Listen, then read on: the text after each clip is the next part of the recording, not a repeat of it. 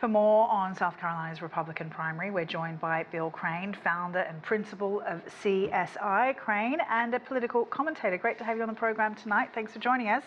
Now, thank you, Sally. We know that Trump has been really campaigning hard these last few days. He takes South Carolina really seriously. Is this the final hurdle for Trump, do you think? No, I think Super Tuesday and about 6 different legal actions in about 4 different states, totaling 91 felony indictments, are the final hurdle for this presidential candidate. And one of the reasons that Nikki Haley is hanging in there, at least through Super Tuesday, as your correspondent mentioned, on March the 5th, when 16 states will vote. So far, there have been primaries in 2 states, caucuses in 2 states, and Michigan, after South Carolina, will be the 3rd full primary state. It does look like Donald Trump's going to have a pretty handy win tonight. I think the biggest disappointment for Nikki Haley and her supporters is that they were expecting a lot of crossover turnout by independents and Democrats, because there was a very low 4% voter turnout in the Democratic primary for Joe Biden, the state that he turned his campaign around in 2020 here in South Carolina. Democrats did vote in favor of him, but turned out in low numbers because you can't vote in both primaries. So the expectation was a lot of Democrats would show up today. Based on exit polling data, that didn't happen. But so far, Trump's legal woes haven't stopped him. Do you think it's feasible that, you know, any of his legal challenges that he faces could actually get him or stop him from getting the nomination?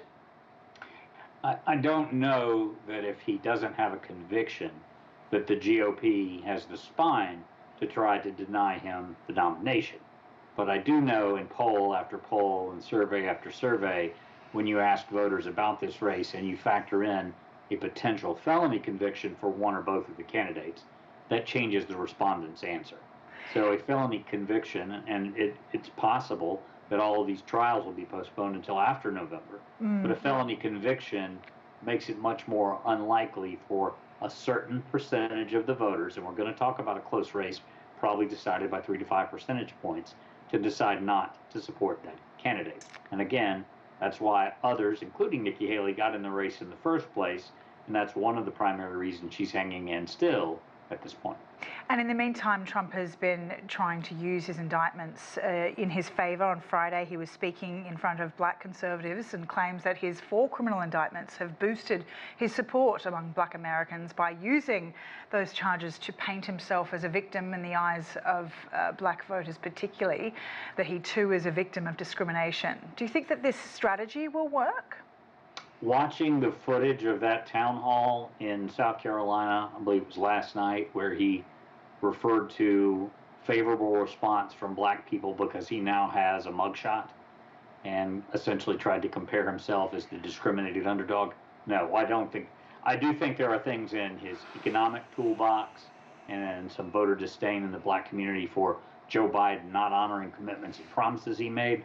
But no, I don't think Donald Trump trying to paint himself as a discriminated against minority is going to work. I will point out that if the New York State judge signs the orders he's expected to by Monday regarding the $450 million in fines due to the state of New York, and if Donald Trump can't come up with a plan in 30 days to deliver on that, a bond, a debt, cash, when you start seeing his names come off buildings or assets being seized in New York State, that also will cause a pause, and voters who view one of his primary bragging points as being a very successful real estate developer and businessman. Okay, so this is Haley's state. You know, we knew that she wasn't going to win, but given that she's likely to stick with it, what do you think the benefits will be for her? I mean, is she hanging around in case Trump does get charged and can't actually run as a nominee, or is she hoping that something along the line will just tumble Trump? What's in it for her? Let's look at a couple of other races to try to answer that question. In 1976, Gerald Ford was an appointed president running for re-election. Jimmy Carter would be his Democratic opponent. Ronald Reagan challenged Gerald Ford in the primaries and lost 5 states in a row. The Christian right, the cultural wing of the party, was essentially born during that campaign and rallied behind Ronald Reagan, sufficient to, when they got to the convention that summer of 1976, those 2 candidates were talking about a co-presidency, because Gerald Ford had sort of become a wounded nominee at that point much the same way as Joe Biden is on the Democratic side of the aisle this time. Nothing is permanent in politics. And yes, Donald Trump is the Teflon Don that keeps going on no matter what blows are thrown at him.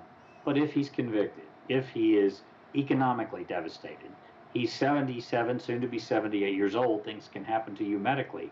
The Republican Party will have at least one solid second choice to go to in Nikki Haley. Mm-hmm. And if Trump does get the nomination, who will his VP be, do you think? You know, there's conversations about whether it will be a woman, a man of colour, or a woman of colour. What do you think his choice might be?